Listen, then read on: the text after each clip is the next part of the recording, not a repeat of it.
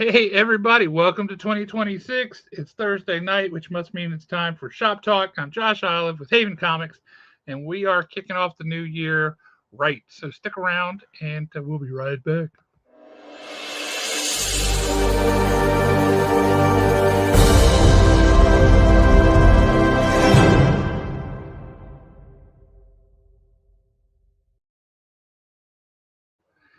And welcome back. You're still here? Whew, thank God.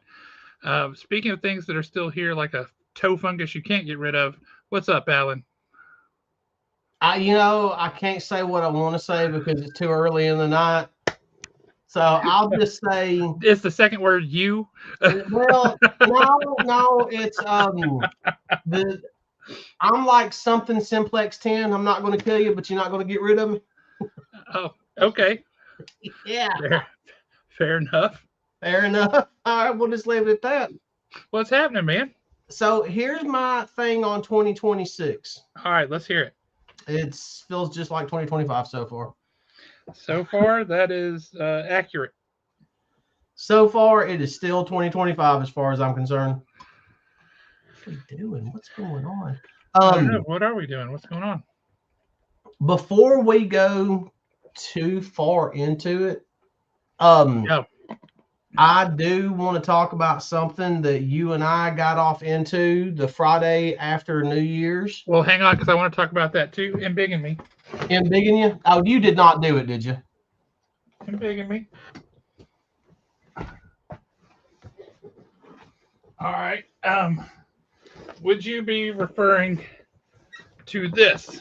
Yes, I would. That was so much fun. This was a blast. That was, and yeah, it's definitely well worth the money. That was a ton of fun. You know, it must be pretty good when Kerry Jordan is like, "This is really good," because he is a notoriously cheap guy. Like, he ain't gonna spend this money. But I thought, having played through the adventure that comes with this, I thought this was well worth every penny. Now, have they written more adventures for that particular set? Not that I know of, but I don't care. Uh, I can do my own. But Yeah, I this mean, people could do this tons of was homebrews. awesome. I'm telling y'all, if you have not tried this, if you have not played this, you should.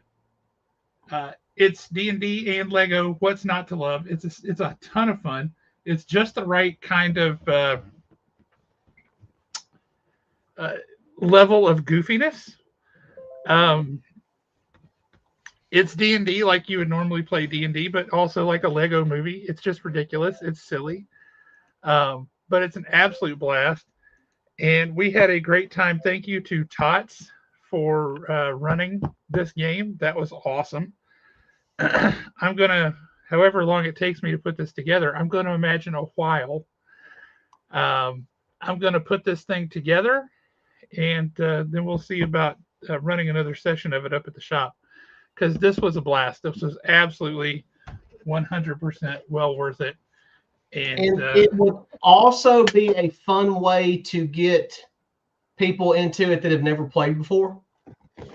yeah, Just having the visual. I do believe my favorite part of the entire game, though, was when I rolled 3 ones in a row, and I was a rogue that couldn't climb anything, and so I kept falling to my death. no, I believe my favorite part was when it was said, "Hey, let's keep this PG-13." And then it immediately went off the rails. And somebody said, "Yeah, Alan." And then y'all drove it completely off the rails. And I'm just, and you know me, hey, in for a penny, in for a pound, let's do this. Oh yeah, we had noble intentions. I'll say that. Yeah, well, there's something to be said about what that road to Ware is paved with. So. That's true. That's true. But I will say that game is so much fun, and that Lego set. There are so many Easter eggs in there, so many little details, so many little things that you can just discover.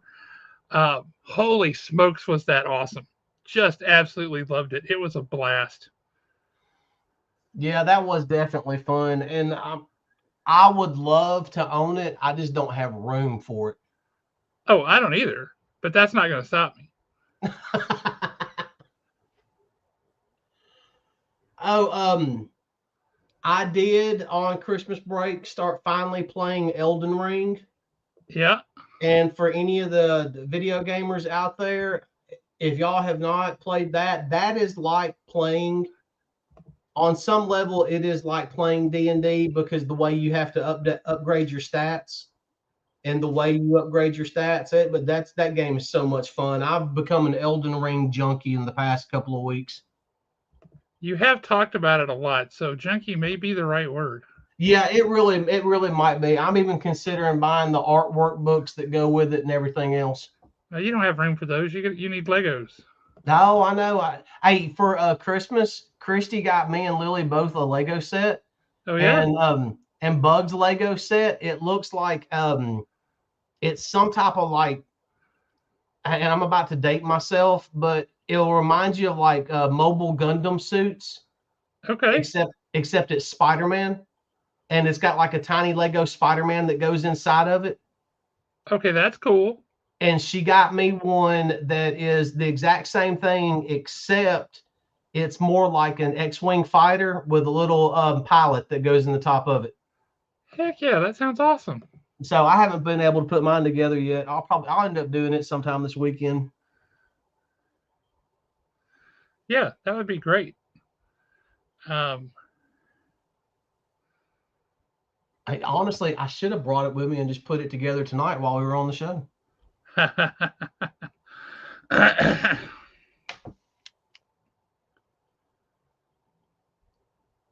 What the? No, and no. That's how you do that. What are you doing? Oh, you know how it is. I'm pretty sure they're wanting to upgrade my car insurance. Oh, well, that's fun. You should definitely do that. Your extended warranty. Yeah, really.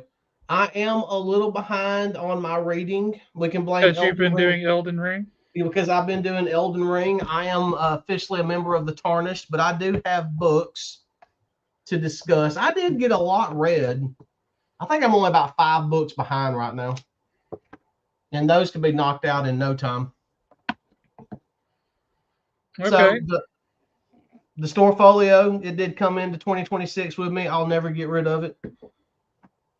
Even though I do feel bad every time I use my Storefolio, because I remember when Dustin was talking about him one night on Babylon, and I was like, that is the dumbest thing I've ever seen in my life. I'll never waste my money on it, until I turn around and bought one, and I love it. So props to Dustin Ellis for turning me on to that.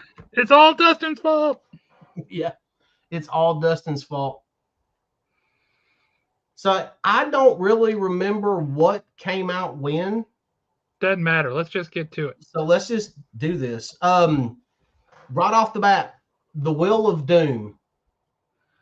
Enjoyed this a lot more than what I thought I would, because I was kind of getting a little burnt out on the whole Doom storyline. It kind of felt like it dragged a little bit too long for me. You got it, Mike. You got it. Hey, spoiler alert, Obi-Wan dies. That's all. Watch out, Coral. Yeah, really. Coral. I'm trying to remember, because I'm pretty sure I've read that book, but it's been a minute. It's been definitely a few weeks. Is the last image on that where Reed is holding something in his hand and there's writing on the inside of it? No. No. This is the last image. Okay, I have not read that. That's in one of my other piles then. Well, then now that I've spoiled it for you. That's all right. Doesn't hurt my feelings. No, this was like a really good issue. It was a solid issue. Honestly, it would be a great one shot and just let that final image lead up to something else on down the road. I don't know. It's written by Zdarsky. So, I mean, his stuff's always going to get a stamp of approval as far as I'm concerned. There was a lot of good stuff in it. There's what Doom actually did with his will and the way everything worked out. It was great, wasn't it? Yeah, it really was. But I mean, I don't want to ruin too much for you since you haven't read it. Don't worry about me. I'm all right. It's not going to hurt my feelings. I don't get it. Well, the person that ends up with everything is his goddaughter. Well, I knew that. Yeah, I mean, she's got it all, but it's what she does and she only really and truly keeps one thing out of all of it. But I mean, technically, Latvia is even hers. Yeah. I mean, Yeah, it's he left her everything. Yeah, I knew Yeah, that. the one thing that I do like about it is the Doom bots that attack in this. I like the fact that they don't realize that they're not Doom himself. Yeah, the Doombots never know. Yeah. I've just always thought that was a cool little touch for some reason. Yeah. But I don't know if this is supposed to be a bunch of issues, just a couple of issues, or just one issue. I think it's 3, maybe. That would be a good link for it. Definitely a good read. Definitely worth checking out. See, you said Zdarsky, and coming out very soon is the beginning of Armageddon at Yeah. Marvel, which starts with Wolverine: Weapons of Armageddon, which is written by Chip Zdarsky, and it's Wolverine, Captain America, the Dave Colton Captain America, and Nuke from Daredevil. Give me a red, give me a blue. Yeah. That guy. That's where this starts. And it's Chip Zdarsky. It already feels like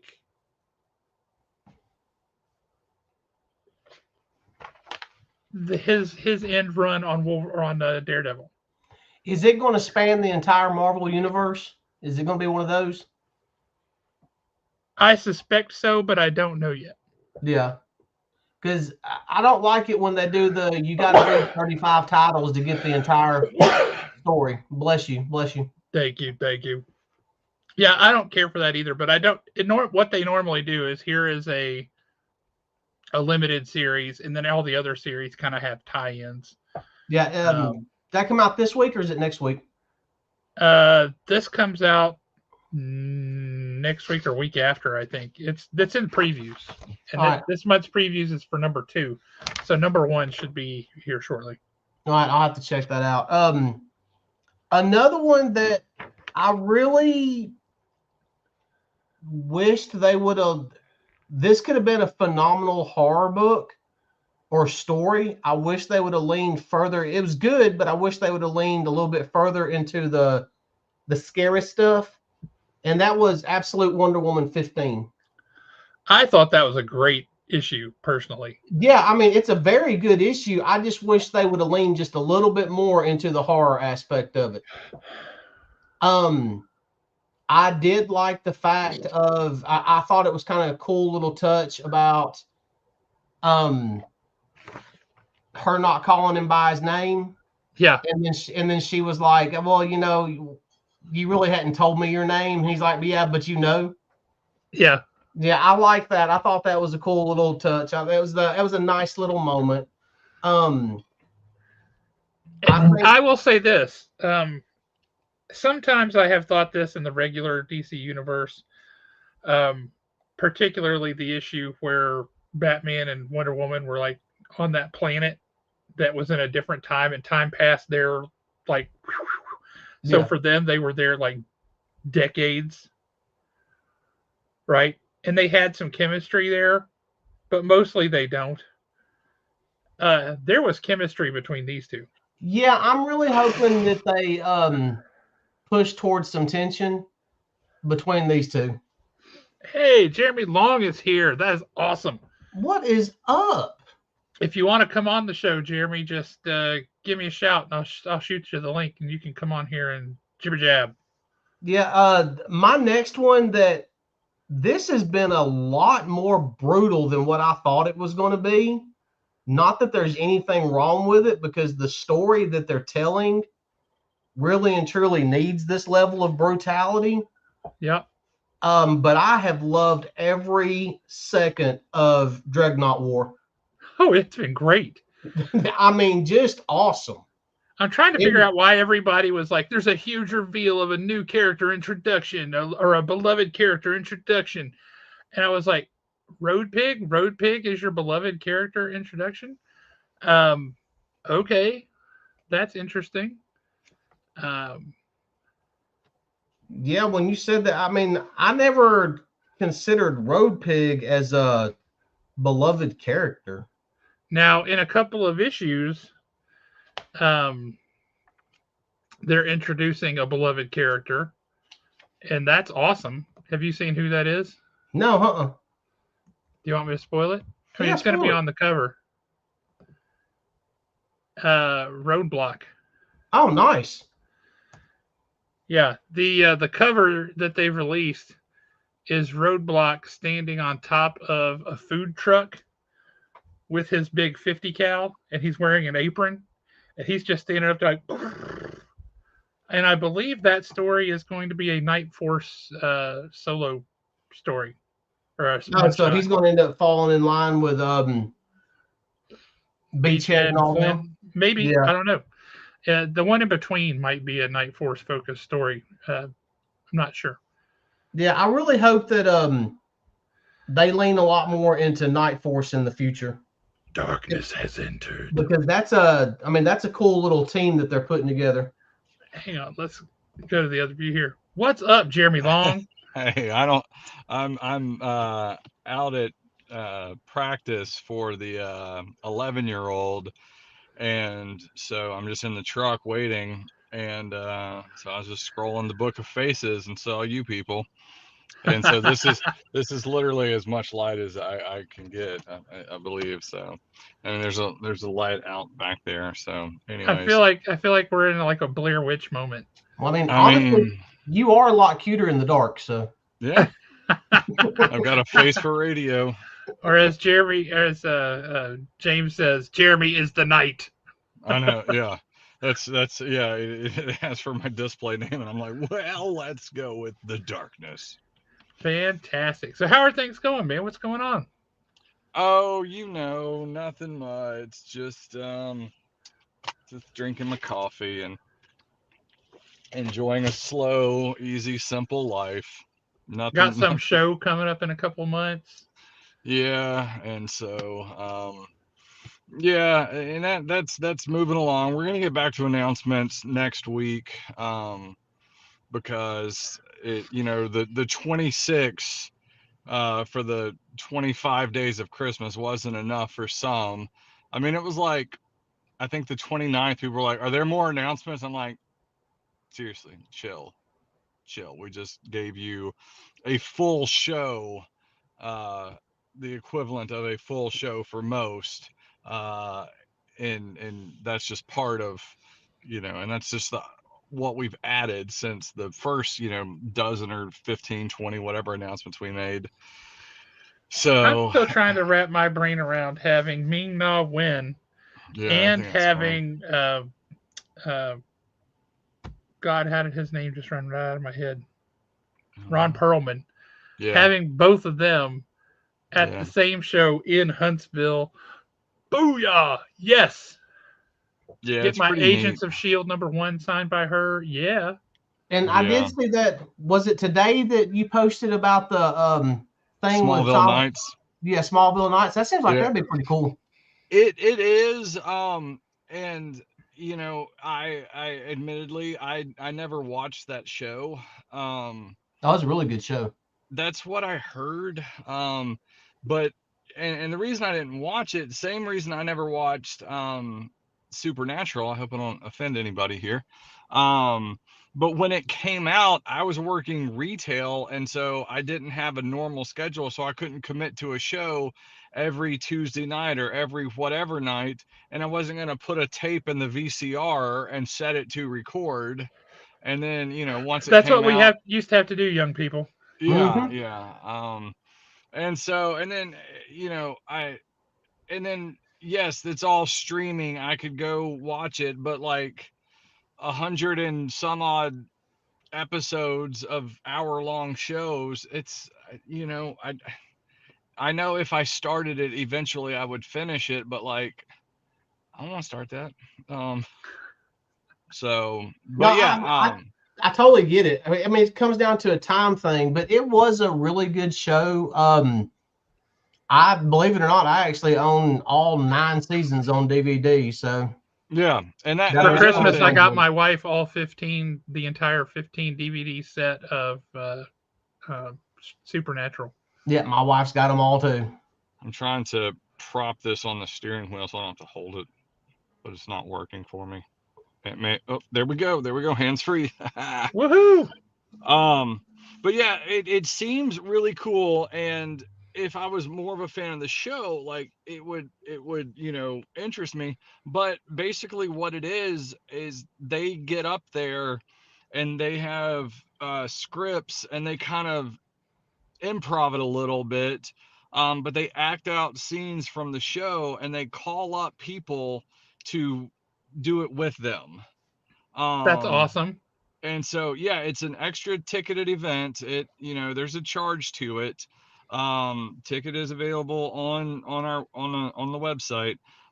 It's Saturday night at 7:30, and it seems really cool. Like if it was, say, like a hell, if it was an MCU thing, or a Agents of Shield, or something like that, that would be super fun to do. Um, but I mean, I'll be there because I kind of have to be. um and but it's for it. There's You don't get a picture or an autograph with them, but like people win prizes, and pretty much everybody goes home with something from Tom and Michael. So that's kind of neat. I'm already on first name basis with them. Well, that makes sense. Yeah, I've never met them or talked to them, but You're friends with, let's see, Hulk, yeah, Superman, multiple iterations of Superman from around the globe. yeah. Um, yeah, all kinds of superheroes, dude. You're awesome. Well, So and I'm leaving in the morning, going down to New Orleans for Fan Expo. Um, to You flying or driving? I'm flying. And it's funny because it's about the same amount of time total. Because from here you fly to Houston and then New Orleans. Yep. Um, but the thought of not having to do anything and still getting there, Yeah. No, it's one of the just benefits. yeah. And plus, I don't want my vehicle in New Orleans. I like all the windows as they are, not with holes in them or anything. That's fair. Yeah. So, no uh, offense to people from New Orleans, but I've been there a couple of times, and the best thing about New Orleans is watching it in the rearview mirror as you drive away. now I love I mean, growing up in Mobile, we went to New Orleans all the time. Love New Orleans. I'm excited for the food. Very excited for the food. I wish I was there more so that I could do more food. Um, because I'll be at the show most of the time I'm there. Um, but I am going down, and I'm going to be doing some recruiting, not for this year. Well, possibly this year, for they've got some good comic guests down there. Like Um, who? well, like Clayton Crane, he's going to be there. It's kind of a good Yes. name. Yeah. Yeah. Stephen Platt is going to be there, and I talked to him in Memphis, Yes. and I've emailed him, or I've emailed his people, and he has not. I have not gotten a response. So I'm Boo. I'm going to go down and be like, I came just to talk to you. I didn't come just to talk to him. But I'm going to go, and because granted, in Memphis, well, I had a good crew working my booth with me, so I was able to be away from my table for a while. But this, I don't have I'm not going to set up. I'm just going to enjoy said show. In fact, one of the reasons I'm out, I dropped a kid off at basketball practice. Then I went to my storage unit to root around to try to find top loaders, because I've got a bunch. And yes, I know I could probably have found some at the show for $5 or $10 each, but like I've got hundreds, and so I found top loaders for all my photo ops and stuff. But as far as the media guests, there's going to be some discussions with people, but it'll be for 27. We're set for 26, and I mean, and I've got a solid comic lineup, and I've had multiple conversations with Mr. Spears of late about our exclusive Mark Spears cover, and Are we going to do the one that was discussed? the one Well- that I shot down the second you told me. No. No, it was never shot down because I never accepted the no. We're still in the negotiation phase. Well, see, that's funny because you have zero to do with this. Now, I if am you brokering this deal. I mean, if I don't you and even. Mark, if you want to put out your own cover, and I am even brokering this deal, and I'm waiving my normal brokerage fees. yeah, I think you're half right. You're broke. Your brain is broke. I think that'd be a phenomenal cover. Well, No, Mark sent us over a couple of ideas the other day, and I'm actually supposed to talk to you about them. So I haven't done that. So I will do that later. okay. He's But, probably run these same ideas past you. I don't know. But Well, yes, and it was the one that we are most likely landing on. We've already moved. Oh, I won't say we moved forward with it, but it's going to be a issue of Monsters. oh, excellent. Yeah. I like that the best. It's gonna take the fandom of Mark Spears Monsters and add an equally huge fandom of a certain horror property. Oh, by the way, that was my idea, so you're welcome. That's true. I'm telling you, It's not. Within the circle we were in. I don't know if you had the same idea, but Alan did put that idea forward. So Alan had a thought. He did. Alan actually had a couple of really good thoughts for two different covers That's because true. of two guests that are going to be there. Two guests, yeah. So yeah, but as far as other comic guests coming, not. I think it's not next week, but the week after, and this may change depending on New Orleans. But we may I'm set to do a week of comic guests. I just realized that my rear view mirror has a light on it. I'm just Yeah, you're well lit now. Yeah, that's awesome. yeah, it's the bourbon and the coffee getting lit. Woohoo! But yeah, I mean we've got we've got Hey, some look great. who just popped in. Who Brian is it? Silverbacks. What's up, buddy? Yeah. Speaking of comic guests coming to the show, Squirt. yeah. So we got So, some. We are got you some saying great names. Silverbacks is backs? Yeah. Brian, some of that stuff that you've been posting, I believe, on Instagram the past He's week been or posted so, on Facebook too. and Facebook, dude, absolutely beautiful. Yeah, his watercolors are ridiculously good. I like his Swamp Thing. His Swamp Thing just like, and he's got one of the Floronic Man too. Both of those just like really catches those perfectly. Yeah. So, but yeah, we're doing well. We still have 15 to 20-ish guests to announce. Uh oh. What is it? I can't read. Final Boss. He says he has a Final Boss cover coming out in April. Final Boss is a super fun book. I've been loving Final Boss. Did I tell you about that one the other day, Jeremy, when you were over there? The one that's so. straight out of the 90s, straight out of early Image 90s. It's a blast. Okay. Is that the Tyler Kirkham book? Yes. Yeah, he talked to. That's cool because Brian got with Tyler Kirkham at Chattanooga Comic-Con, and yeah, so that was good. Yeah, that book is a hoot, man. You would dig it. It's fun. Right on. But yeah, now that it's after New Year's, things really start rolling along. April will be here before I know it. We'll do guest announcements the next 4 or 5 weeks. And then I've got Pensacon in a little February. over a month. And then we'll have spring break in the middle of March, and then it's full speed ahead after spring break. If I could, I would leave my phone in Huntsville and go on spring break. Now, and I know we've talked about this in the past, but like between now and then, is there at any point where you just kind of get to sit down and go, okay, I'm done. Now I'm awaiting the chaos? No, No.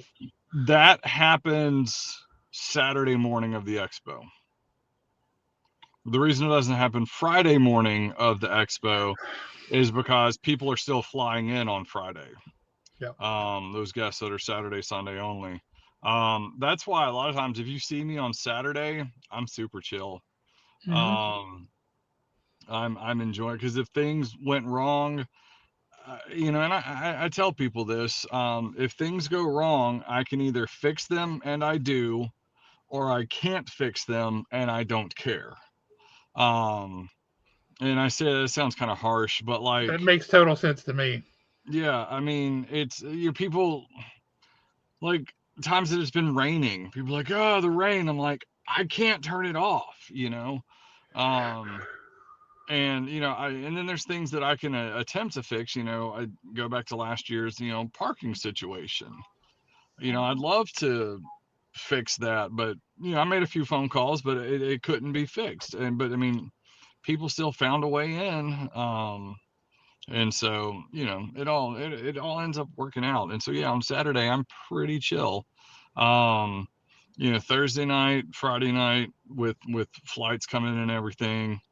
I mean, the last at least 2 years, it may have been the last 3 years, we've had to make an unexpected trip up to Nashville to pick people up. Now, is that So just like flights getting canceled or rerouted, yeah, or? yeah, it's flights getting canceled, and it's usually people coming from The the West Dallas hub, Coast right? going through Dallas. Yeah. Yep. And so if we can catch it early enough, they can change and get a Delta flight and either go straight to Nashville or Atlanta here. And so it ends up working out. But it's just something that we roll with the punches. We deal with it as it comes. And we move forward, and we've learned stuff every year. I've got a couple of different meetings next year. I've got a meet, not next year, next week. Monday I'm meeting with the guy who is in charge of Downtown Huntsville Inc., trying to see what we can do to get all of downtown Huntsville involved. Do you want me to come um and loom behind you? Just stand there. no, I'm present enough. But I'll let you know. And then and also the guy in charge of the Huntsville music office, to see if we can do some music alongside. It was stuff that we were going to do last year, but since it was the same weekend as Panoply, we couldn't step on their toes. Yeah. But this Is year, there anything going on this year?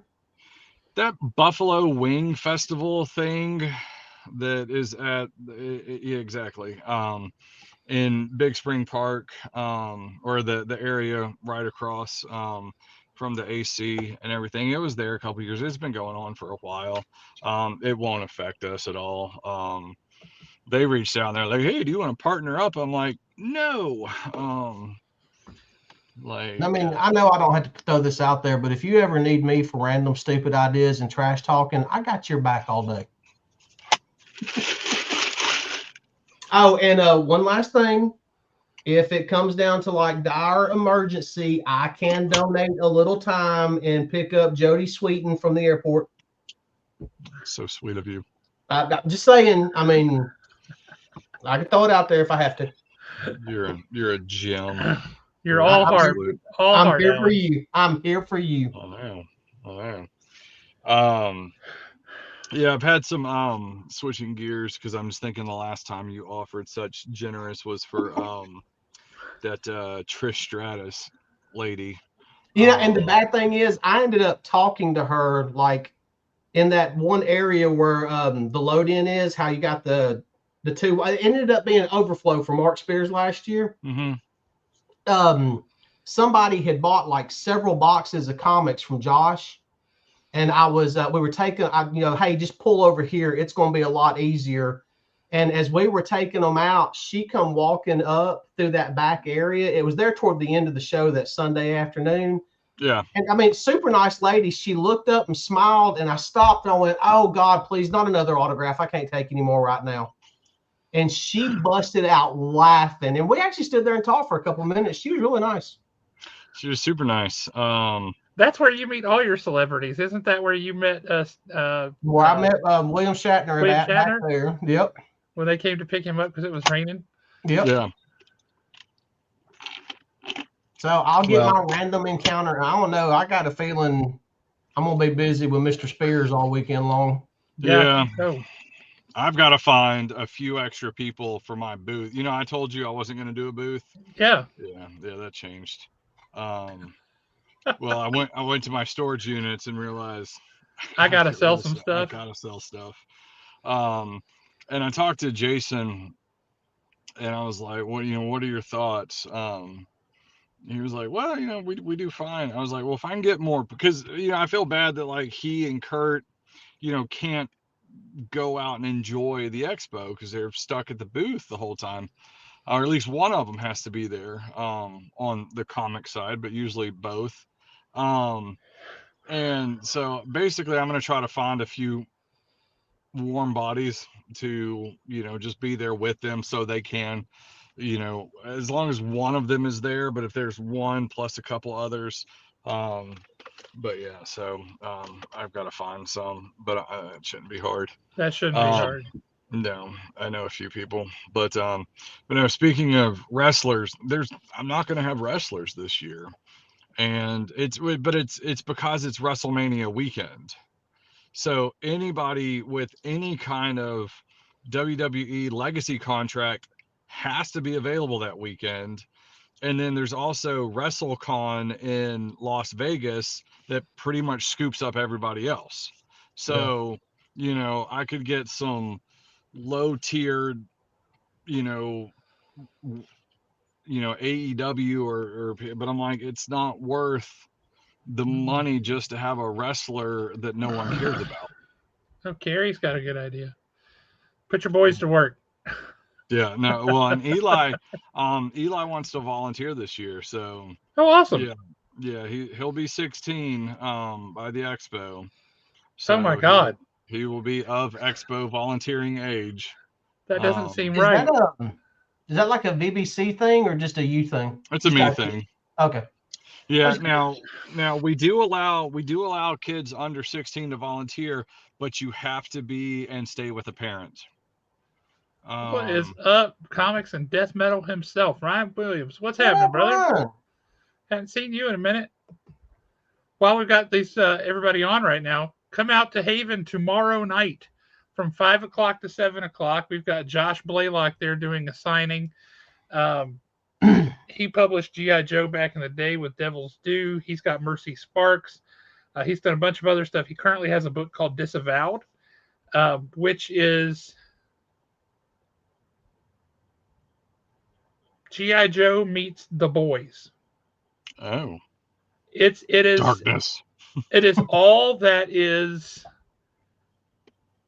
the wanton explosions, blood, guts, boobs, everything from the 1980s action movies, mixed with a little bit of 90s kind of internet era spy thriller kind of stuff. But he's going to be at Haven tomorrow from 5 to 7. I've recently gotten confirmation that we will have another comics guest show up as well. Not local. We have a local one might show up, but this one's not local. So we'll have 2 and maybe 3 comics guests up at the shop tomorrow, which is outrageous. But yeah, come But out to the store. you can't say who the other guest is. Well, I don't want to. I have the one coming because we had something agreed. The other one's coming because he just wants to visit. So, but I will say who the other one is. The first one, Josh Blaylock, as we talked about, awesome dude. Very well read across a wide spectrum of stuff. If you ever wanted to know about archaeology, paleontology, or conspiracy theories, this dude is read up on all of that stuff, and he can talk it for hours. So that's awesome. The other guy that's definitely coming is Joe Pruitt, who did Negative Burn anthology back in the day that won a whole bunch of stuff, and that's coming back this year in 2026. I'm super excited for that. He currently has a book called Viking Moon, which is Vikings and werewolves. It's awesome. I mean, am I wrong, Alan? No, you're not wrong. It's very sorry. I'm actually. You're not going to understand. Jeremy, you'll understand what I'm doing here in just a second. But yes, they are both coming. So bring your issues of Viking Moon. If you need Viking Moon #1, which is sold out, Joe said he's going to bring some additional copies. His birthday is today, by the way. Swing by and Capricorn and pick up. Yes, he will sign your #1. And if you don't have a #1, he's bringing some copies with him. But yes, Joe Pruitt, super nice guy, fantastic human being, just really cool. If you remember, he used to be in Gaijin Studios back in the day, the infamous Gaijin Studios. But if you remember, I think it was Superman 700, maybe. There's that image of Superman with his head thrown back and he's breaking chains. It's kind of like an homage to the George Perez earlier one, but it's Superman with his head thrown back and breaking the chains. He was actually the model for that. And if you look at it, if you hold it up to him and you look at it, you can see it. You're like, oh my God. What's funny was he was just told by whoever the artist was, I don't remember, he was told to just stand here and do this, and he did. And he never told him why. He just figured they always use people for reference and stuff, right? So he's like, okay, can I go about my life now? And he's like, yeah, fine, go ahead. He didn't find out until after it came out that he was Superman on the cover of Superman. It's like, oh my God. So yeah, we razz him about being a male model all the time now. There you go. But yeah, tomorrow is going to be a pretty awesome day at Haven, so come out for that. Good. So you said you got a week of comic creators that you're going to announce. Any sneak preview available? Well, one was in the chat earlier. Yeah, but you said that one as soon as he popped up. I know. So that didn't feel like a surprise he was letting out of the bag. We've got some that are returning. Nathan Zerdy's coming back. Nice. Awesome. Which is good because he wasn't here last year. He was and we blame him for that. Calgary. But Bianca will be aside. Anna Zhao from the coast, she's coming up for it. It'd make my life a lot easier if you just put Bianca next to me. I mean, they're a couple rows over. I spend so much time taking people over to her booth. Well, and they so where we had her last year, we're still gonna have some of the comic guests, some of the like regional comic guests will be over there, but then over in actually one of the end caps for one of the rows just before the special guests, we're gonna have the end cap will be Bianca and Zerdy. Didn't y'all have it set up that way one year? They were like at the front of one of the rows. Yeah. I mean, yeah. So, but this will put them on that main row in the middle.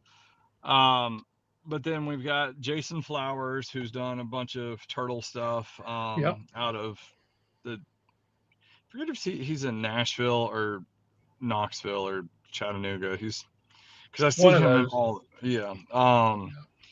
But and then Silverbacks. But Sam De La Rosa is going to come. Oh, nice. He hasn't been here in a few years, so he's going to come back. Flatline Comics from Mobile, they're going to come up. They always have like wrestling slash oh,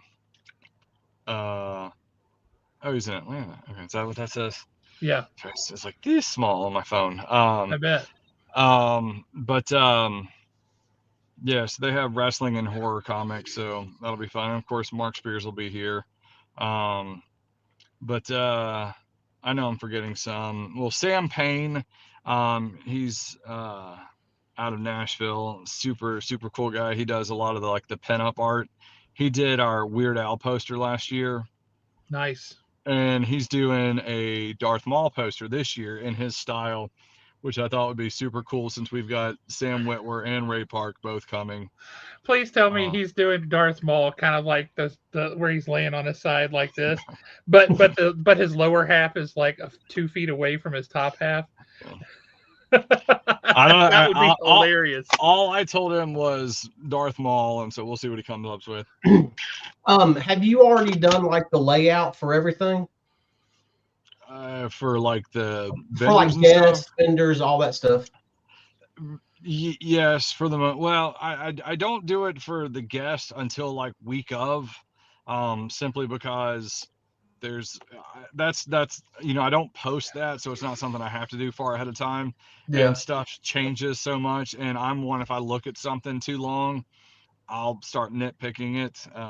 Yeah, I was kind of curious if that's one of those things where you have to be like very fluid with it.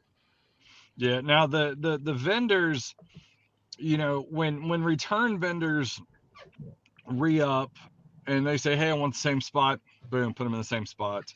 If they say I want to be, over by such and such, I try to do that. I try to do everything as much as possible that people ask. Like I had one vendor that said, hey, if possible, can I be up towards the front, close to the restroom? I have back issues. I can't walk far, blah, blah, blah. And I'm like, yeah, sure. I'll get you as close as I can. So that kind of stuff. And then, but I basically put vendors in spots as they sign up, which obviously this year was very quick. But then as special guests go, in fact, last year I didn't even map out the special guests. I during setup, I laid out all the banners and I just eyeballed it. And there was a couple that I would put up, and then I'm like, okay, no, take that one down. Let's move it. Let's put this one over here. Because obviously I try to do, like this year, all the Full House people will be next to each other. But then the tricky part is, some of the guests are Saturday only, some are Friday Saturday, some are Saturday Sunday. So it's it's tricky with that, because I don't want like just a ton of dead spots, but then Like a bunch I of don't missing want to teeth. Yeah. right, I don't want to give someone 2 spots on Friday and then be like, all right, but you got to consolidate down to 1, because tomorrow you're gonna have a neighbor. And so that's a trickier part. And so I mean, this year we've got a couple that are Saturday only. Well, we got at Alan least, and I can just rove around and fill in spots and sign autographs for yeah, people, and we'll just move to whenever you need us. Yeah, or if you wanted to have like a lot of fun and mass chaos ensue, put Haven right beside Mark Spears and just let me run back and forth and raise hell with all my friends at the same time. That would raise the temperature in the room, man. It would get hot in there. It would be too hot in the hot tub. Thank you. It's a bad idea, I know. But yeah, I mean, it's a, and then I've had it where I have guests show up at 2:00 on Friday. Show starts at 3, and they're like, "Oh, I need to be next to them," and I'm like, "Why?"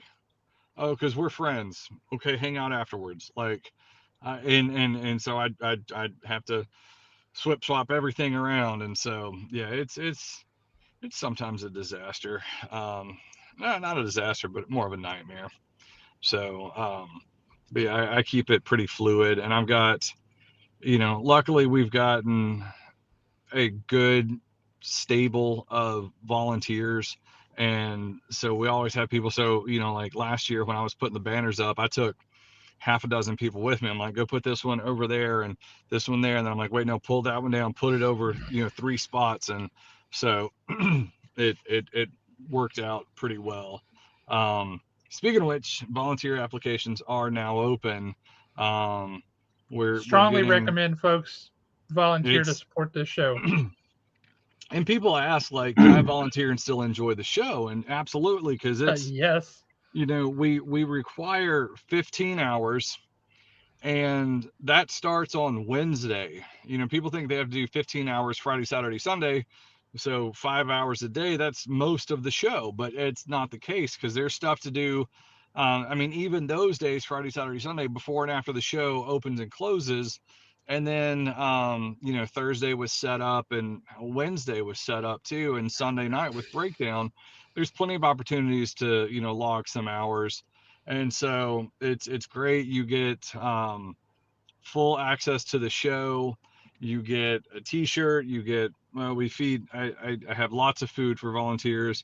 We always do a wrap-up party a couple weeks after the expo.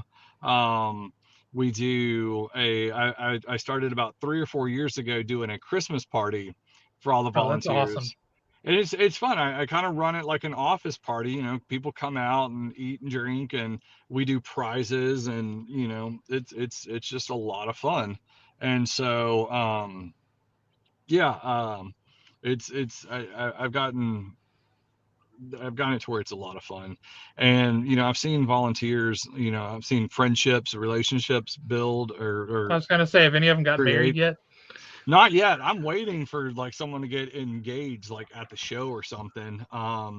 But there are definitely people, that didn't know each other prior to the expo, and now they're, roommates with some of these people. So it's a lot of fun. It's that's what makes the show work, is the amount of people we have. And like I said earlier, we've had a couple times where we've needed a 2 a.m. drive up to Nashville to pick up guests, and I always, say I'm gonna do it, and then I'll have someone, no, I'll go do it, because basically I have to be, at the VBC every morning at 6 a.m. So getting back from Nashville at 4 a.m. doesn't really work out. That would suck. Now, Yeah. like and I mean, I'm trying to figure out exactly how I want to word this. So say like, if it goes down this year, kind of the way that it did last year, say load in would be Thursday, correct? Mm-hmm. And I'm not trying to like put your feet to the fire or anything. I'm asking this for a specific question. So if load in is Thursday, and then the show opens on Friday. Yep. What is actually your worst day of it? Is it load in, or is it oh my God, we're about to start the show? Where is everybody at?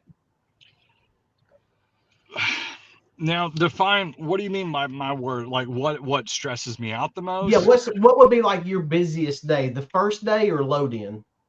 I mean, it depends on what the VBC is doing to screw up my show.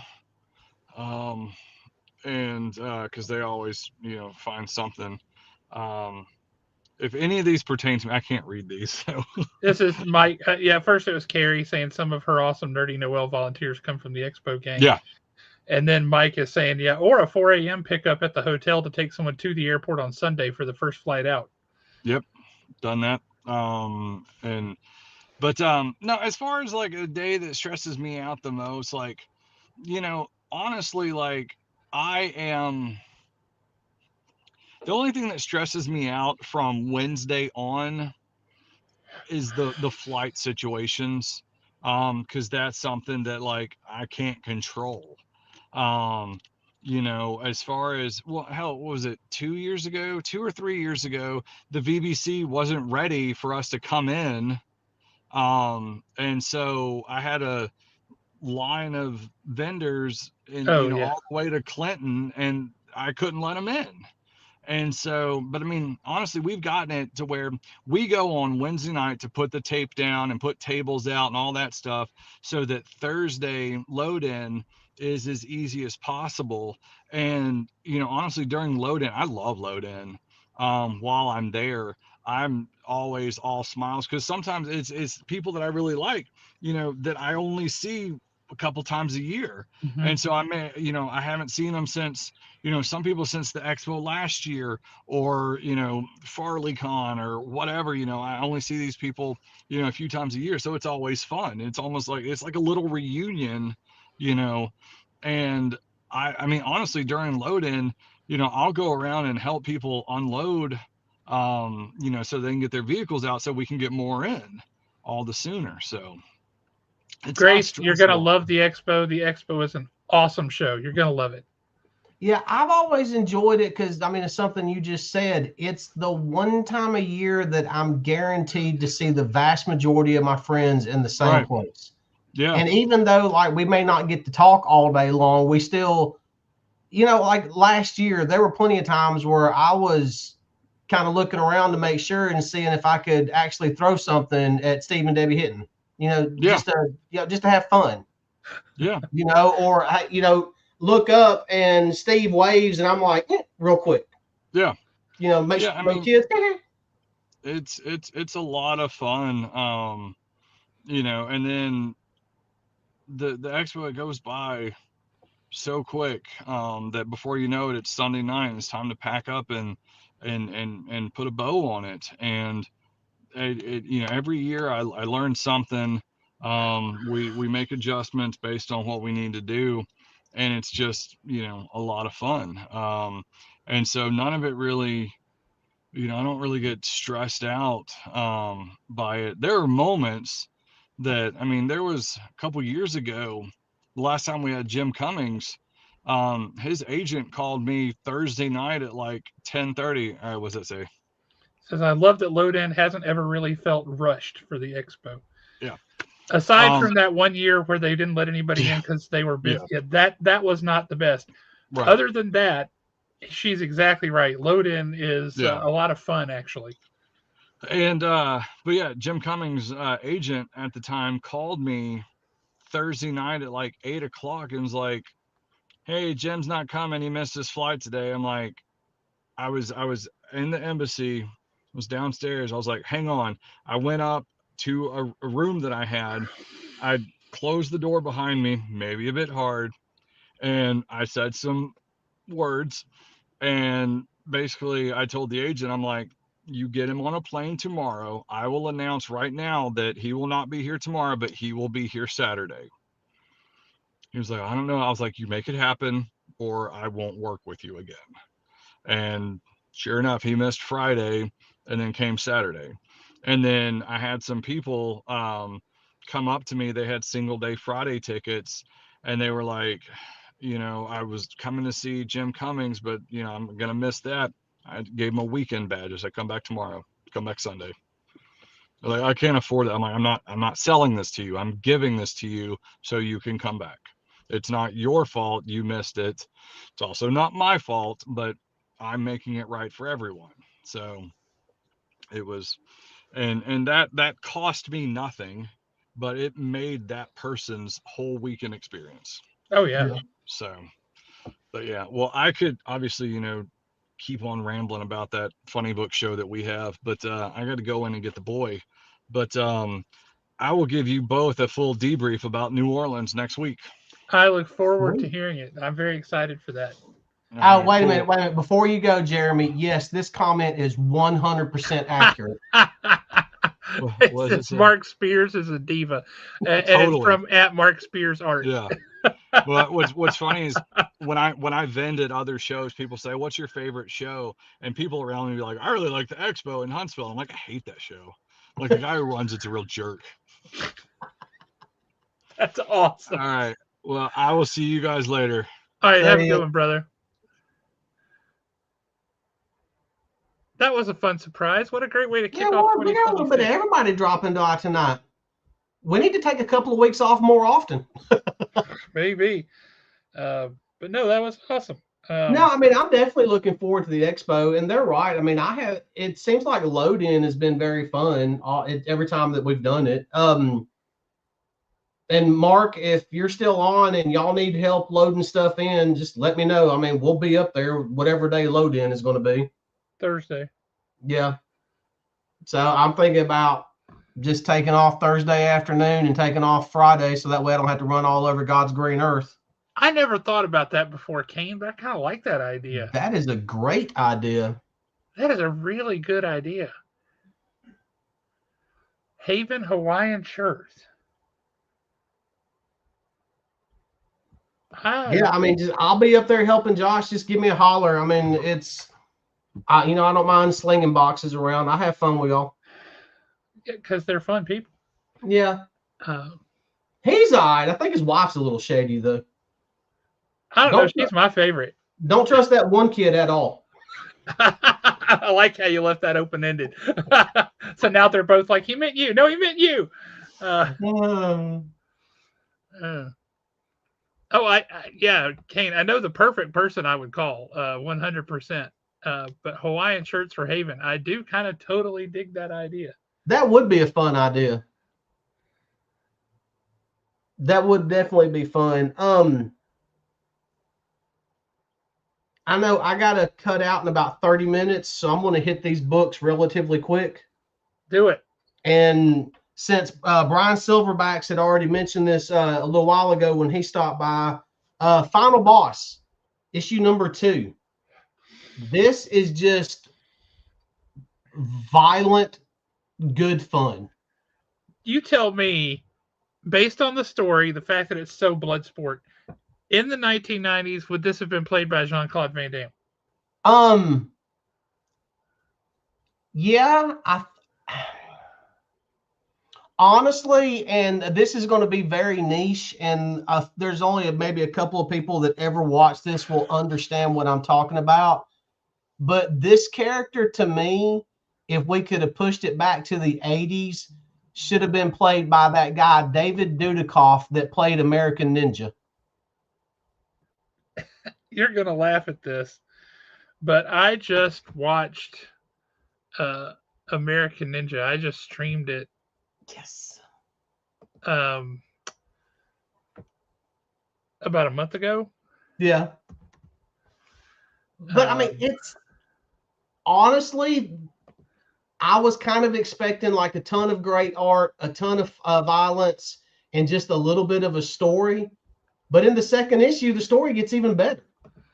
I mean, the story, he actually expands on the story. Yeah. Yeah. I mean, it's definitely worth picking up. Another one that once again, I mean, they're leaning heavy into the violence on this one, but when you put these two characters together, it's definitely expected because it's kind of a love-hate relationship. Daredevil Punisher issue 2. Yeah, I really enjoyed that too. The Devil's Trigger or something like that. Yep. Yeah, this has been a ton of fun. I will say I don't care for that name because that name sounds like the Devil's Doorbell and other things that I have heard I think that are anatomy focused. Yeah, I'm just going to kind of have to wait and see how it goes. Good God Almighty, we just let anybody in here now. Boom, we got a monster. What's going on, brother? I'm lagging behind on my YouTube. I'm looking at it. I'm like, I'm not on there. I don't see it. How's it going, guys? I was just thinking this a second ago. Less so with you, but if Alan and I, this is about true to life how big I am compared to how big he is. I look at the size of my head and look at the size of his head. That's actually, yeah, that's a very. That's not too far off. Yes. I got 7%. So if I cut out, it's not because I don't. Well, it's actually probably because I don't like you, but also because my battery's running out. Well, so, I mean, what I wanted to ask you about. All you do is lay around the house all day long and do nothing. I don't know why you don't have time to charge your battery. I forgot, honestly. I didn't realize it was, but yes. He forgot to charge it in between naps. Yes, I don't work much. And no. Melissa heard that comment earlier, and she said, he said, I don't know about his wife Shady. She was watching on her phone. I said, let's turn on YouTube. And that's when you said that. That's hilarious. I thought we just lost a subscriber. Speaking of which, we're at 799 subscribers. We need to get somebody to jump on and subscribe to the channel so we hit 800. I need that round number. Honestly, we hit 800, then we hit 801, and then it was like 800 and 801 said, yeah, never mind. Then you And They offended backed people. out. Yeah, they didn't like the content. They were like, "Yeah, I don't like the little loud one," and then they It's left. probably the truth. A little loud one. That's awesome. But no, Mark, I wanted to ask you because it kind of came as a surprise. I saw a posting of it on Facebook, and then I get the solicitations, and there's this new one shot coming out. We lost him. There's no way that we ate 7.5% of his battery that fast. His wife walked by and jerked that phone out of his hand. That's what happened. Well, I say that actually, this is what happens when you try to go against the little loud one. I mean, this is what happens. Okay. You badmouth the little loud one, and karma comes back and bites you in the ass. On the top it says done, and I was trying to get the screen off, like it was some other like message. So I hit done. I guess it meant I was done with you guys. So it's like Kane says, "Sorry, going through a tunnel." The last thing I heard was you wanted to ask me a question. So go ahead. Yes, I did. Actually, before you ask that question, can we just somewhere in one of your upcoming comics just have a reference to the little loud one? Even if it's like a concert poster in a window somewhere, I'd be happy with that. I might do that. I kind of like this comment because this kind of feels true. And only people from our generation will get that. Yeah, the plane. It is. You need to dress in an all-white suit. That's it. That's what we need to do for the expo one year is both of us show up in all white suits. Oh my God, that'd be hilarious. I love it. But yeah, I was going to ask. I saw a picture on Facebook that showed up, and then I saw the solicitation showed up for a book that you're sneaking out as a one shot that I never heard of before. Yep. You rascal. It's the first thing right through my head is that man is such a rascal. But Midnight Man. Yep. Tell us about Midnight Man. What have we got there? Well, I meant it as a surprise. I didn't want to have like any hype around it or anything and I hope it really doesn't sell that well, which is really weird. What a bizarre thing to say. I want it to be. I don't want it to be like, oh, there's 100,000 copies out there of it. You know what I'm saying? I want it to be something that, like Monsters, that it starts and grows. And so I was like, hey, let's not hype it up. Which KeenSpot had no problem with that. About not hyping it or anything. So there's They're no not marketing. known for their hyping. Yeah, they're not known for hyping. But it's basically, I just put it out there. I haven't said anything. We didn't put it in the back of other books or anything like that because it's tied into Monsters. It was actually going to be originally, I was doing a flip book for 9. And you were going to have recognize the kid on the cover, so yeah. Yeah. It was going to be Monsters 9 on one side, and it was going to be like Youngblood #1. On the back side was going to be Midnight Man #1. And then I wanted to do that, but there's a page limit problem, right? Because you got to, it would be a huge book. Then it would be like 60 pages. So I couldn't do that. So I decided I would do Midnight Man #1. And it'll come out in time for the expo because I want it to be out by then. I'll have like an exclusive of it there too. But yes, basically, if you've been a Monsters fan, you'll like it because the origin of this character you've been reading all along and didn't know it, right? So it'll be a huge surprise for you. So do Alan and I show up in this one? There is a comic book scene in it, and there's 2 guys that don't really look like you because I didn't want to get in trouble with copyright and y'all suing me.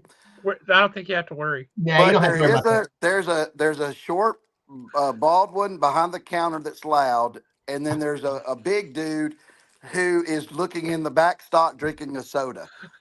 And you will get the gist of it. When you look at it, you go, wait a second. That's supposed to be me, ain't it? So is the big guy wearing whitey tighties? No, I didn't have that, but they're going to be talking about, okay, so not to spoil much in it, the first couple of pages are in a comic book store, and this kid Spaz, because this is the day before the events of Monsters like 8, 9, 6, and all those. So he's still alive at that time, and they're talking, and he's saying his favorite superhero is Midnight Man, and they're laughing at it because it was made by Mark Spears. So I exist in that universe, and they're saying the big guy, is saying how horrible Mark Spears is, that he can't write, he can't draw, but yet he did go and buy 50 copies of Midnight Man #1, right? So it's a little poke at these people that do that. So really happy with it. I can't wait. The people who have never read Monsters want to get it. I am recapping the things that you need to know that happen in Monsters, so you won't be just lost. So those will have like maybe 2 to 4 pages at the beginning, like as a flashback, just to catch you up to speed. And little notes saying, if you want to learn more about that, go get issue like #6. And you can see where this happened. But yeah, I can't wait. I can't wait for the next one shot. We're going to do a Markman one this year too. I saw that. Yeah, you told me about that one. Yeah, we're going to do these, which I like because I want to expand the Mark Spears Monsters universe more. I would like to do a one shot of just Funny Bones and do keep it maybe a mini series and keep that going. That free And comic book day book you did with him was one of my favorite things you've done. It was so creepy. That's the yeah, conversation with the double entendres between him and the kid, where the yes, kid thinks that he's like, "Oh yeah, he's gonna take me to this cool place. It's gonna be great." And he's talking about like supper. yeah, Okay, so let me go and throw this out there, and I'm throwing it on YouTube as of right now, 8:12 p.m. You will never have to worry about copyright stuff with me. I will never sue you. I do have a couple of ideas, 2 lines that Funny Bones needs to say if he ever gets his own one-shot or comic book, and one okay, is he's got to refer to someone as the little loud one. okay, I can do And that. there's another one of my more famous quotes that very few people heard me say. Y'all are going to know exactly what I'm talking about. At some point, Funny Bones has got to look at somebody and No, no, say, no. "Oh yeah, they've seen each other naked." That's where I thought you were going. That's 100% guaranteed. 100% guaranteed. Those will be in it. I will do that. Um, that's that's great. Melissa's sitting over here holding her mouth, laughing so hard. Yes, definitely. Um, uh, I knew that's where you were going. I'm like, no, no, no, don't say it, don't oh say it. no. Yeah, Whew. definitely want to do that. I will add those two in it, and I'm hoping to have a Funny Bones maybe later this year because I enjoy writing him more than almost any character. My two favorite is Mad Hatter and Funny Bones in writing the dialogue. Those are the fun ones to do. Does Um, anybody give you any grief for the names of the corpses sitting around the table with Mad Hatter? No, the no, really, I was going to have it. Well, of course, one's Melissa, one was Chase.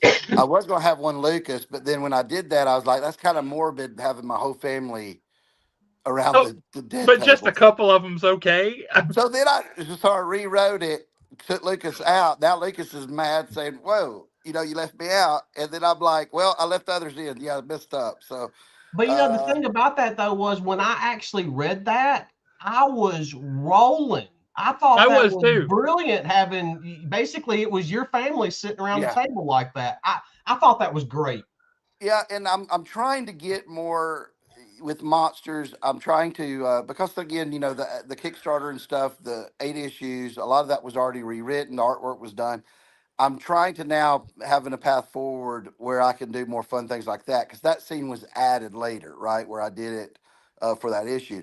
So I'm trying to steer monsters into a more linear story where it's focused on maybe one character really primarily for each issue. Now, there might be things we go, don't want to make everybody busy where like I'm cutting too many storylines, too many loose ends and all that kind of stuff. So or threads that I could pull later. So I'm trying to do that, and I want to get it to where that's more where Monsters is going. The Mad Hatter scene, the Funny Bone scene, things like that, because that's what I like to write the most. Those are my two proudest things was the Mad Hatter stuff and the Funny Bone stuff. So I like writing creepy things like that. So that's hopefully where everything's going. And then I get to do my first like full fledged superhero kind of thing with Midnight Man's going to be neat. And so yeah, I'm looking forward to this year what I can do. But yeah, if people are like, oh, but I like Dracula, I like Mummy, I like all the Frankenstein, they're there. After issue 8, some people are dead now, but they're monsters. Things can, people can come back. But I'm trying to get it to where more things that I enjoy doing the most, if you get what I'm saying. Yeah. Kind of like shifting more toward we talked about Supernatural earlier, or Fringe, or Yeah. something like that, where you kind of have an overarching meta plot, but it's not in a Yes. hurry. You've really got a monster of the week kind of a Right. I mean, thing. I could do a mythology thing where it actually could focus on a different monster every month, and we could do, in 6 in a year or something. But I am gonna Dracula is still kind of a main primary focus in Monster Universe, because now it's like, okay, spoiler, but he's the kid.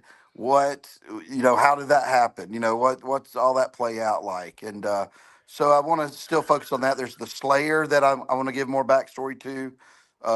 So there's a lot of path forwards in Well, yeah, this. the book And is called Monsters, but the connective thread between them all is the Slayer, I feel like. yes, Yeah. Slayer knows them all.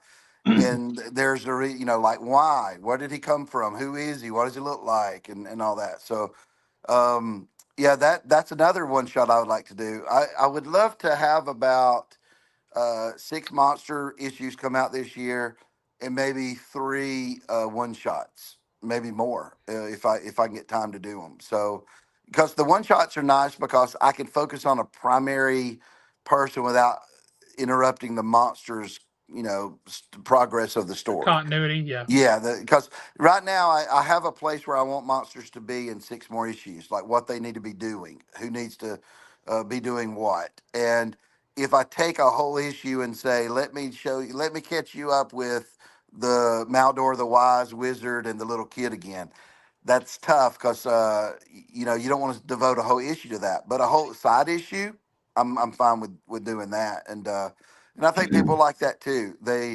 I didn't want to ever interrupt monsters numbering with, the way Hellboy does it, where it's like Seeds of Destruction and all these kind of Hmm. things. I like that idea, but a lot of fans were like, no, we don't want you to redo monsters, where it's, Well, it creates a problem in that you don't know you don't know which which one's story came first. first. And yeah, Exactly. yeah. So what I wanted to do was keep monsters going normally, but then I could do one shots, or if even I have to, little mini series to explain, like, if you really love monsters and you're like, hey, I like this character, that character, and then there's a one shot of that character, you're going to be like, oh, I get this for the whole issue now.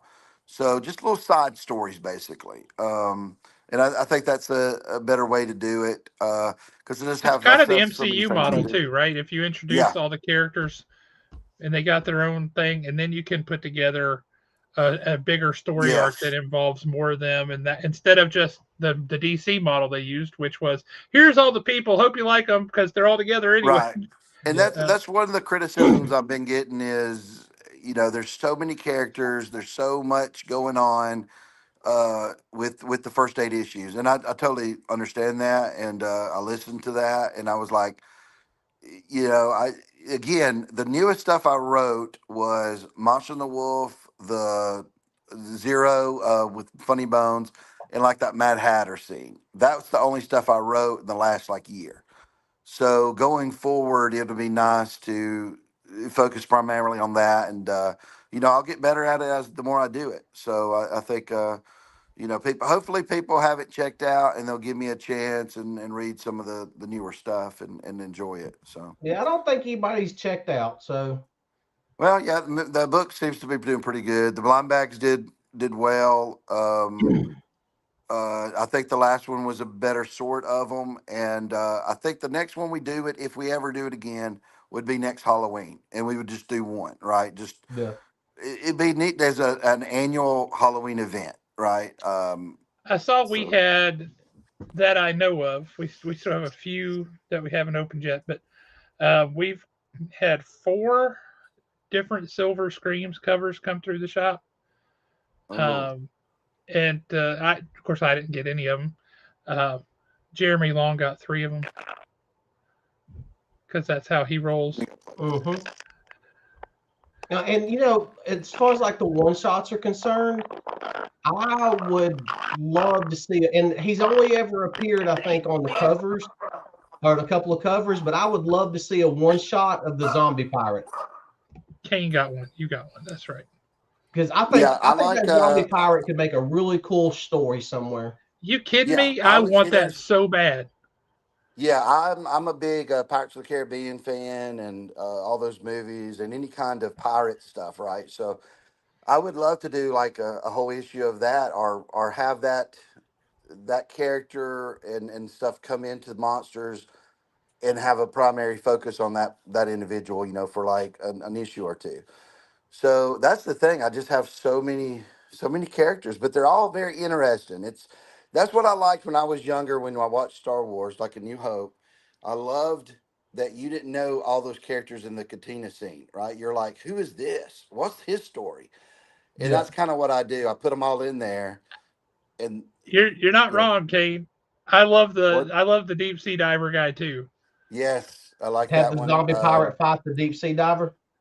And that's also a neat little thing to do with the covers is I can play around, put characters on covers that I enjoy, see if they resonate, right? Just the concept. You don't even know anything about the character, but if people go, I really like that one, then I can say, okay, let's bring it into the universe and have them in there doing things because it's actually a great testing ground for me, especially the blind backs, because I got to do so many covers of so many different characters.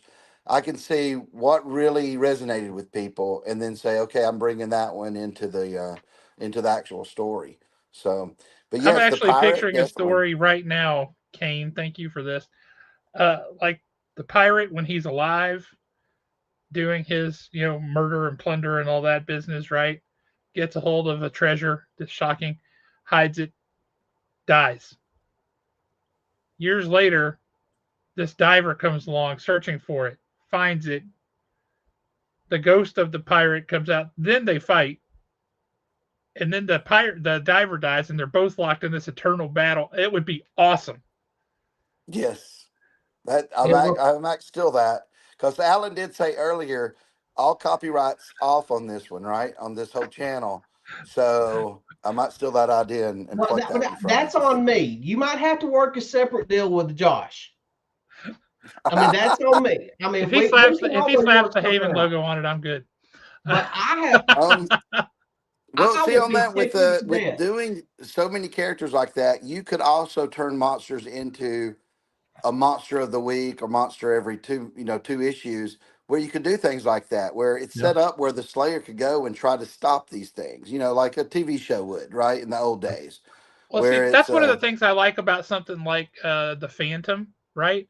yeah, You've got this multi generational hero, and sometimes you're reading the story, and the story is set right now, and that's what's happening. Sometimes he's reading through the family yes, and book, it could be an old backstory of something, yeah, right? Yeah, I love the continuity of that. I love having those like the frame structure around it, where I'm reading this is a story from the archive. That's like a Batman Case Files book. I think Batman could do yes, great with non-continuity stories that are just this story arc is this story, and it can have different writers, different art styles, all of that, because it's just a different story from his Case yes, Files. Yeah. I and don't know that's why they don't do that. what I might do with some of the like I said, like spin-offs, one shots, to where it could show you what Slayer was doing 100 years ago or 50 years ago, and he supposedly retired and came back. Like, why did he do that? What happened? So there's a lot of things I can do there with him still fighting monsters. So you can see all that kind of stuff too. So See, I um, suspect his origin is sick and twisted. yeah, it's It's pretty gotta good. be. It's I gotta be. I I got a few gotcha moments that are still. Number 9 is going to be a huge gotcha moment where I feel like I got some people on 8 where they're like, "Oh, I didn't see that coming." 9, I even got I think probably even a bigger gotcha moment. And then when you find out about the Slayer later on, there's another one too. So I like having a twist in it to where it gives you something to try to figure out. I don't want to ever be one of those like narrators that there's no chance you could have figured it out, right? I Right. don't want to do that. I want to give you a little bit of breadcrumbs. And I also don't want to do a twist just to do a twist like M. Night Shyamalan. Every movie had to have a twist after Sixth Sense because everybody expected it, right? I will But say I'm his looking first at it three like, were pretty good. After that, they were pretty yeah. terrible. After that, it's hard to do that every time. That would be like doing a Planet of the Apes movie where there's a big twist, and every one after that has to have a big twist. You can't do that. Yeah. But I basically, the way I laid it out years ago, I said, this is the story, but what if Of a man named I Brady. I do it to where, yeah, the little boy the whole time. That was back. I think I figured that out back in 20 when I was working on the card series. I was like, the little boy will eventually be the bad guy, and then there's other little twists that I was thinking about a long time ago, and I was like, that would be cool because I like it when it's more engaging. It makes you go back to the other issues and reread them and say, Subverts oh, expectations. Yeah. yeah, it was there, but I didn't realize it. And I love it when people come up with theories. That's the best part of storytelling to me is when I go watch a movie or I think the movie's coming out or something, there's theories like, Star Wars has theories all the time. There's, Marvel, all these places. And there's, sometimes the theory is better than the actual idea that they come up with, right? Your theory is even better. So I wanted to Sometimes. make a little sandbox where people could come up with theories like, who is this Slayer? Why is this other thing happening? So I like mysteries, but I do think you have to solve the mysteries. And like Stranger Things had some mysteries that did not get solved. Kind of like Lost really had a bunch. I'm trying to be mindful of that and say, look, if I put a mystery out there, I need to solve it within so many issues and not keep so many where there's 20 mysteries and no one knows, right? And there's no direction on it. So trying to do that. But yeah, So but can't wait for number 9 and Midnight Man. You'll be able to read both before the expo, which would be really awesome. Yes. So in the comments on Facebook and YouTube, and I just posted it here. Here's Mark's website if y'all want to go see what he's got left on some of his exclusives. Yep, we got a And few things over there. I can tell you that I know the people that pack those up and ship them out, and they will be treated with tender, loving care. Tender love and care. We're going to try to expand our shop here soon. We just got finished with the Kickstarter. We finally got the CGC books in. Oh, I got you that CGC book, Josh. I got to Oh, bring it to yes, you. yes. That one.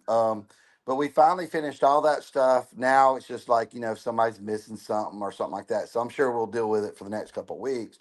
But all the orders are basically done that gave us their address. So now we Nice. can actually start, paying attention to the website, eBay store, things like that. And then our biggest number one goal is preparing for the expo, man. We're going all out. We're thinking about having like stand-ups of every character, like 10 characters, right? So you can actually get your picture made with, Funny Bones or Hatter or the Unholy One and all these guys. What about the So little loud one? the little loud one might make an appearance. We'll Little see. Loud One might be there, but With his pictures own of him will be a standee? Are you pricey. kidding me? That's my favorite. We take little Flat Alan everywhere. Little Flat Alan. I tell you what I need. Okay, your shirt. Kind of pan down a little bit so we can see your shirt some. I love that color green on I the do too. background. I do too. So if we can get a Mark Spears without the word monsters, it just needs to say Mark Spears, have Funny Bones on it, just his head, and then below it say the Little Loud One. And that can be my Expo exclusive shirt. Okay. We'll get you one of those. Yeah, Then you'll be the little loud one. the Little Then Loud then One. you can sit by me and hold the books when people are getting them signed and stuff, and you can be known as the little loud one that's right And, beside me. and he'll be like, I'm sign it. I'm the Keep signing. I'm the opening act before they get to the main event. That's Yeah, right. there you go. All You're right, the warm up comic. Yeah, gentlemen, you're I the. have actually got to get off here because I got to go pick the bug up. I I got to will, run too. Melissa's Yep, his waiting on me. battery's done. Well, Yeah. I will say one more time before we shut her down for the evening. Okay. We have got comic creator and publisher Josh Blaylock is coming out to Haven tomorrow night. He'll be there from 5 o'clock to 7 o'clock. We have a surprise, another creator, writer, and publisher. Joe Pruitt is also coming out tomorrow night. If you guys all clap and cheer loud enough, we might be able to get a local creator to come out tomorrow night too. That'd be pretty awesome. But yeah, so tomorrow is going to be hopping at Haven. It's going to be awesome. Hope to see you guys there. Bring your books, get them signed. They are going to have some other books to sign too. If you ever had any questions about how publishing works, you need horror stories about who's good to work with, who's bad. These guys are pretty cool about sharing that stuff.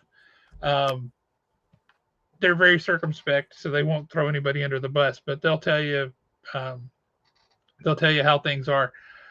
Educational every time you talk to these guys. So come out to Haven, see Josh Blaylock, see Joe Pruitt, pick up some of their books. I'm telling you, Mark, Joe Pruitt is currently writing a book called Viking Moon. Mm-hmm. Vikings and Werewolves. And it's beautiful. Yep. It is a phenomenal book. You need to get that. You need to read that because you would love it. Yeah, I'll definitely do that. We might. I don't know what we're doing tomorrow yet. I'll have to ask what did you call her, Alan?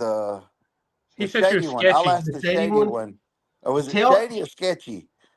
Shady, but tell the shady one that there might or might not be a Pepsi Max sitting up there. It's like Schrodinger's cat. You're only going to know until you open the box. She's shaking her head. She's got a smile on her face. We'll see. All right, I hope guys, to I got see to you get guys. out of That'd here. be awesome. But All hey, right, guys. everybody, thank y'all for joining us and kicking off 2026 with an awesome show. This was awesome.